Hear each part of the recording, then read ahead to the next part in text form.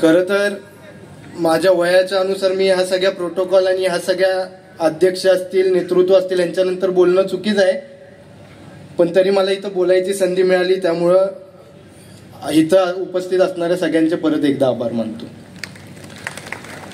आता खरं तर सावंत साहेब आहेतच, आदरणीय मुख्यमंत्री साहेब इथे येऊन आपल्याला मनोगत व्यक्त करतील, आदरणीय भाऊ करतील, आपले सगळे नेते करतील. आता बोलायचं तर सगळ्यांनी सगळ्या योजनावर बोललेल्या, आपण बोलायचं तर बोलायचं काय. पण खरं तर इथं मी खाली उभा होतो तेव्हा खरं तर गर्दी दिसत नव्हती.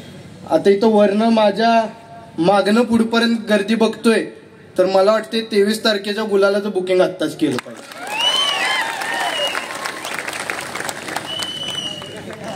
माझ्या माता बहिणी इथं मोठ्या संख्येने आहेत, अण्णांसोबत काम केलेली माणसं इथं मोठ्या संख्येने आहेत. आज अण्णा जरी आपल्यात नसते तरी तुम्ही इथं उपस्थित राहून अण्णांच्या आशीर्वादाचा हात हा भाऊंच्या डोक्यावर ठेवलाय असं मला या ठिकाणी सांगायचं. हेच व्यासपीठ होतं, कुणावर टीका करण्या एवढं मी मोठा नाही, पण हेच व्यासपीठ होतं. काँग्रेसने तिथं सभा भरवलेली आणि सभेतनं सांगत होते की 1.5 लाख प्लस आम्ही येणार आहे. भाऊंची उमेदवारी जाहीर झाली, त्याच्यानंतर खाली पलूसला काँग्रेसचा कार्यक्रम झाला, आवाज जरा दबला, म्हणले 50,000 की असं ना आम्ही येणार आहे. त्यानंतर बाहेरचे वक्ते बोलवले, सभेचा फेरा चालू झाला. आदरणीय भाऊ असतील, आमचं सगळं समोर असलेलं आणि रक्तात असलेलं हे सगळं कुटुंब प्रचाराला बाहेर पडलं.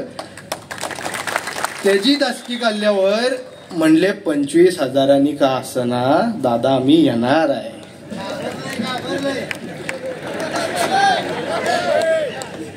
त्यानंतर वक्तव्य करताना राष्ट्रवादीचे ज्येष्ठ नेते, आता मतदारसंघाचे आदरणीय अरुण अण्णा लाड यांच्यावर त्यांनी चुकीचं वक्तव्य उच्च शिक्षित लोकांनी केलं.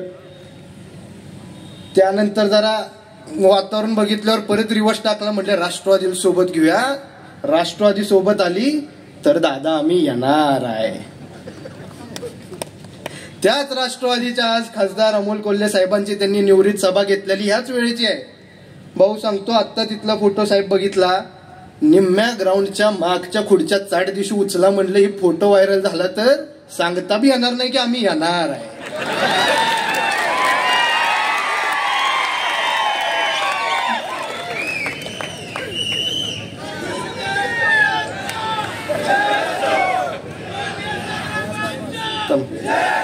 अहो मी तुमच्यासारखा तरुण कार्यकर्ता, हो एवढं बी मला पाठबळ देऊ नका. करंट मध्ये एखादा शब्द गेला म्हणजे परत अडचण व्हायची. त्यामुळे मला फार काय नाही बोलायचं. मी भारतीय जनता पार्टी आणि कैलासवासी अण्णांच्या विचाराला मारणारा एक तरुण कार्यकर्ता आहे. फारसं काय या ठिकाणी बोलण्यासारखं नाही. व्यासपीठ मोठं आहे, मला व्यासपीठाचा पण अनादर करायचा नाही. पण आज इथं उपस्थित सगळ्यांच्या मार्फत आणि इथं लाईव्ह पण शूटिंग चालू आहे त्याच्या मार्फत सांगतो, ज्या ज्या लोकांनी इथं सभा घेऊन माझ्या तरुण कार्यकर्त्याला दमदाटीची भाषा केली, आम्ही तलवार मायनेत ठेवली आहे म्हणजे धार लावलेली नाही समजू नका. इलेक्शन ही शांततेत करतोय, पण जर कुठं जाऊन दमदाटी आणि आमच्या नेत्याबद्दल चुकीचं बोलणार असाल तर आमचा इतिहास तुम्हाला पण माहित आहे.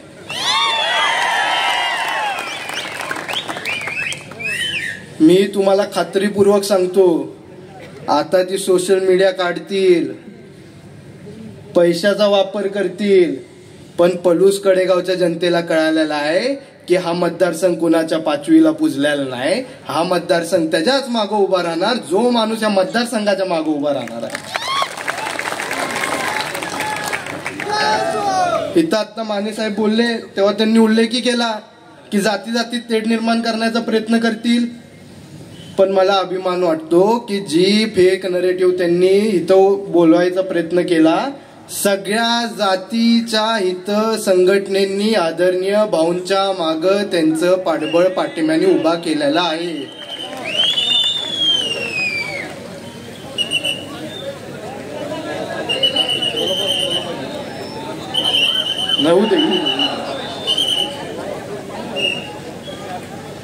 माननीय नामदार सावंत साहेबांचं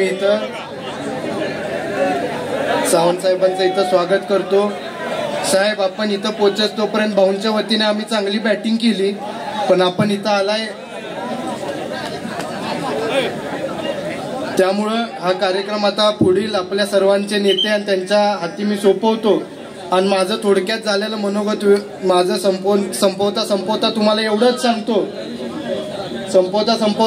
सांगतो की जसं मी उल्लेख केला की इथं सर्व जाती धर्माच्या संघटनेंनी माणसांनी आदरणीय भाऊंच्या मागं पाठिंबा देऊन पाठबळ उभा केलेला आहे.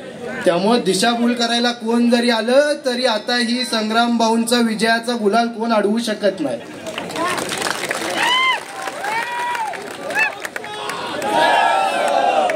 येणाऱ्या 20 तारखेला आपण सगळ्यांनी वेळ काढून आपल्या इथं सर्व मतदारांपर्यंत तोचपर्यंत पोहोचून आदरणीय भाऊंचे विचारधारा आपण पोचवाल. 20 तारखेला भरघोस मतांनी भाऊंना आशीर्वाद द्याल आणि 23 तारखेला भाऊंच्या विजयाच्या गुलात सामील व्हाल ही मला खात्री आहे.